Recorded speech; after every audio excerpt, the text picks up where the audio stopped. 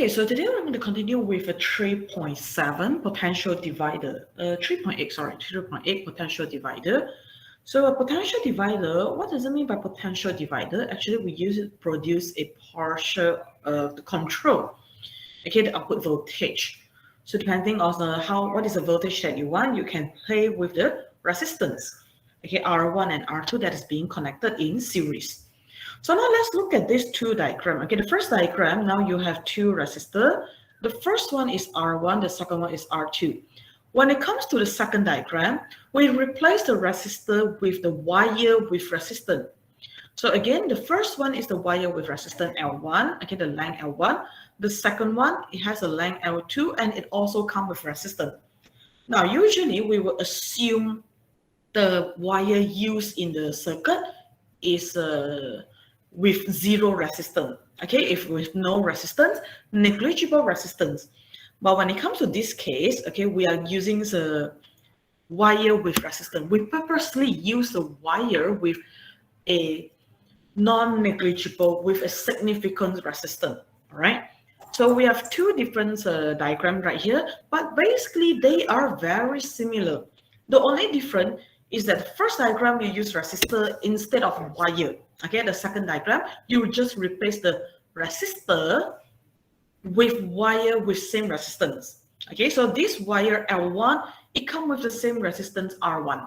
This wire L2, it comes with the same resistance R2. So other than that, everything looks the same. So meaning that when it comes to the second diagram right here, okay, you can actually replace it with the first diagram to make it easier for you to see, for you to understand the idea. All right, now let us go back to the derivation. When you look at the first diagram, R1 and R2, obviously they are being connected in series. So what is the things that we know about series circuit? Okay, so when it comes to series circuit, the first things that we do know is that the I is the same across all of these components. So your I1 equals to I2 equals to I in this case. Okay, I1 is the current through your resistor 1. I2 is your current through your resistor 2. And they are all equals to I. Why? Because they are being connected in series. Okay, and the other things that we do know is when they are being connected in series, okay, V total is equals to V1 plus V2.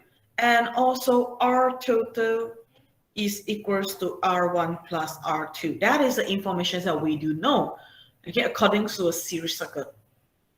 Then in these questions, okay, since the current flow through each component is the same, so instead of deriving the equations for R, we are going to start off from first equation, I1 equals to I2 equals to I.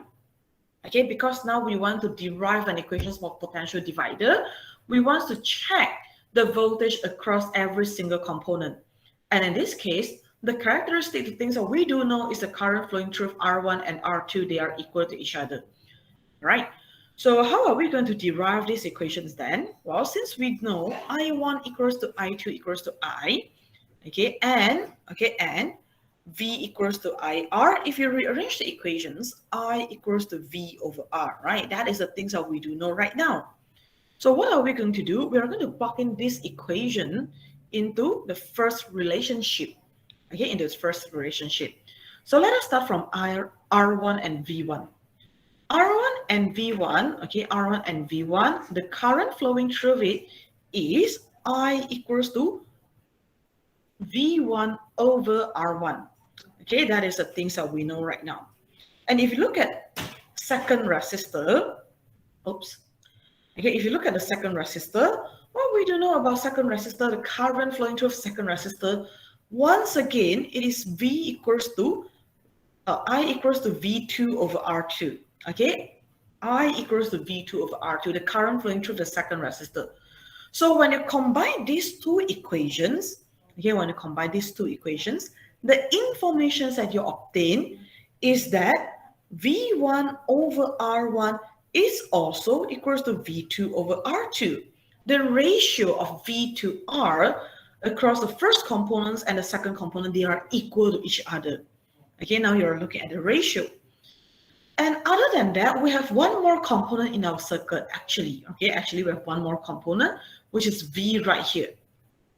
So what happens to V right here? Now this V is our V total, right?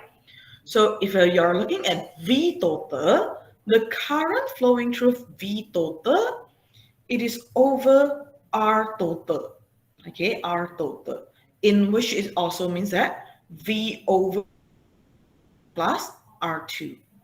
So when you combine these equations again, okay, these two relationship again, the relationship that you're going to gain, the equations that you're going to get is that V1 over R1 is equals to V2 over R2. It is equals to your V total, which is the EMF. Okay, sometimes we use the term EMF.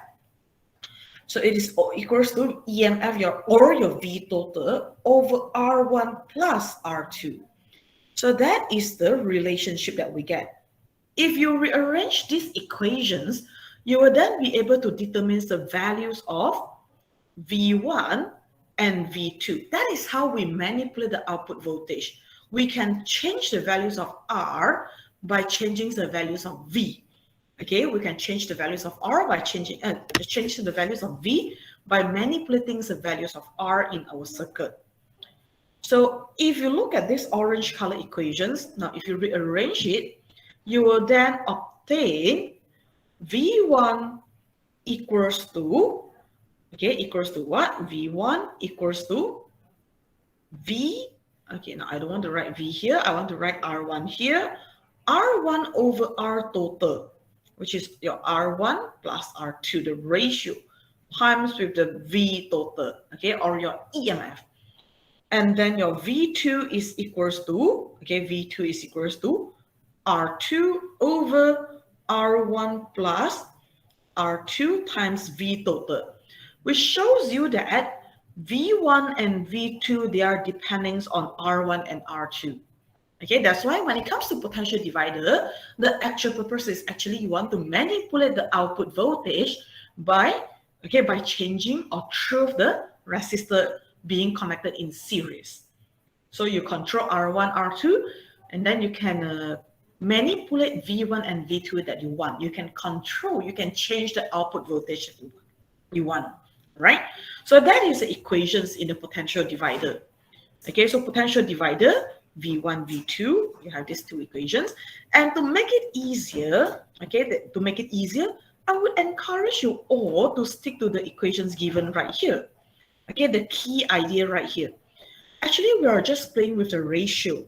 Since they are all being connected in series, which tells you that V1 over R1 across every single component in our circuit, they will have the same value. They all have the same value. Okay, so the key idea right here, I give you in a ratio form. Okay, so instead of the equation for potential divider, I give you the value, the equations in a ratio form, because V1 over R1 is equals to V2 over R2 is equals to V total over R total, it is equals to V3 over R3, it is equals to V4 over R4, depends on how many components you have in the circuit. Because they are being connected in series, the key idea is the current flowing through them, they are all constant. They are all equal. And because of them, the value V over R across every single component, they are all again equal to each other. They are all against constant, right? So that is the key idea. So you don't have to memorize these two equations. For me personally, I would encourage you to use this equation, this relationship. All right, it is much easier by using this idea. Okay, now the second equations right here. Now how to obtain this second set of equation? The main idea, the key idea is coming from the equation R equals to rho L over A. Well, we have equations R equals to rho L over A, where we know that rho and A, they are constant if we are looking at the same type of material, okay, with the same diameter.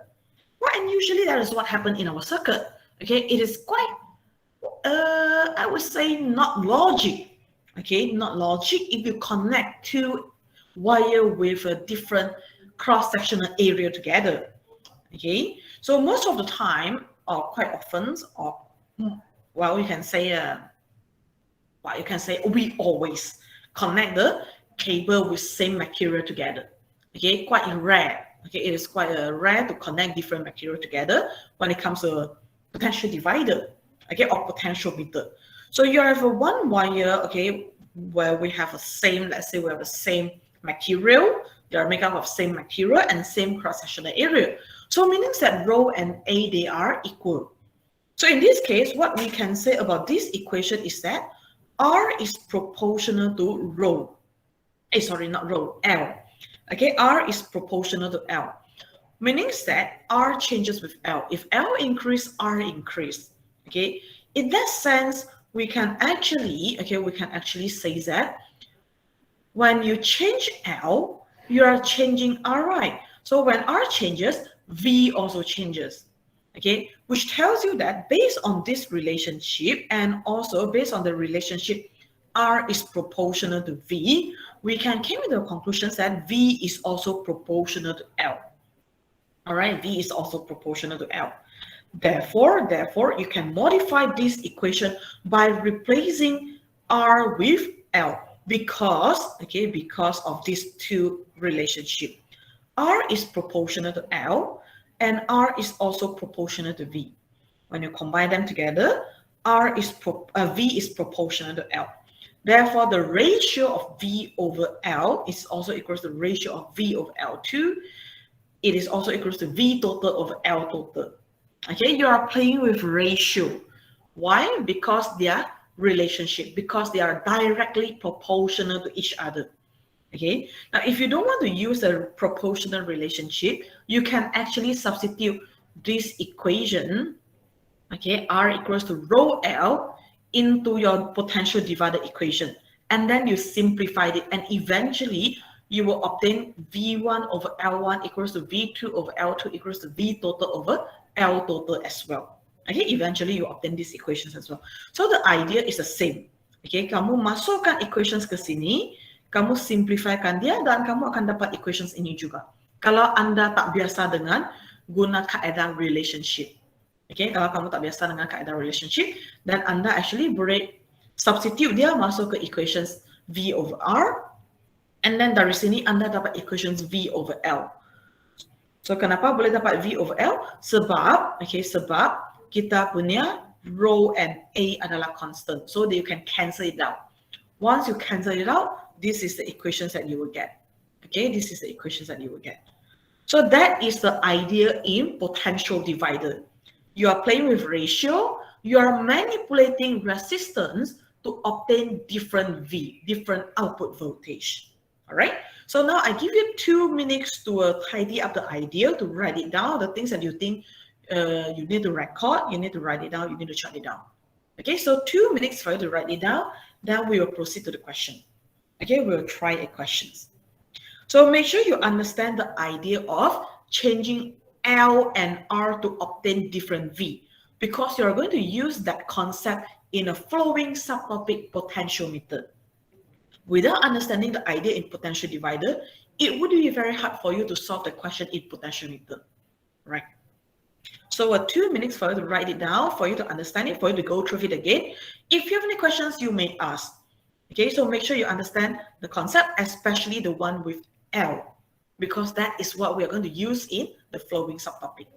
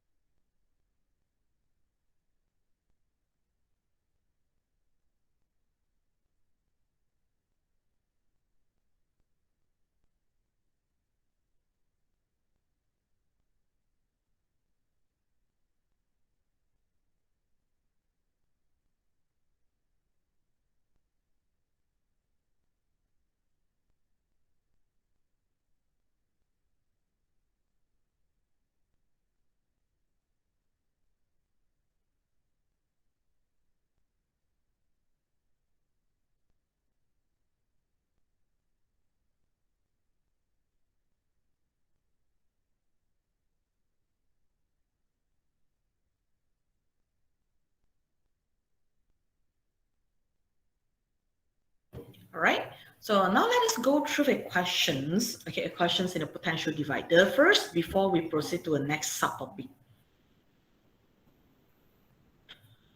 So potential divider use equation. Now this is the equations that we derived just now, okay? But rather than these equations, I would encourage you guys to use ratio.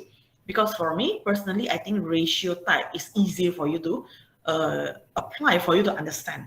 Okay, kalau kamu guna ratio, kamu guna konsep I adalah constant across setiap component, saya rasa itu akan senang sedikit untuk kamu jawab. Okay, rather than kamu pergi hafal equations ini. Now, well, equations diberi, okay? So boleh juga lah kalau kamu nak pakai. Tapi idea dia datang dari mana? Datang dari I adalah constant across every component. Okay, dan kalau kamu pakai ratio, actually you can play with a lot of things. Okay, so example 14. Example 14, okay, let me enlarge it a bit. Okay.